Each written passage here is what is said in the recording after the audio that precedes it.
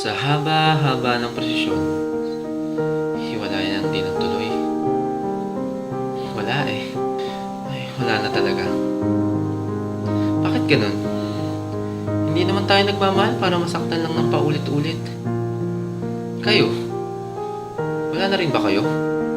Teka, paano? Paano ka nag-move on? Ito, nagdo-drawing. Total, drawing naman siya lagi. Ako? Nagdadasal. Nagdadasal lang. Kasi ako, alam ko, hindi niya ako iiwan. Nagbabasa lang. Baka dito, makahanap na ako ng sarili kong version ng happily ever after. Nagte-text, tungungulit, gumagawa ng paraan. Naniniwalang pwede pa. Mahirap man, sakit man,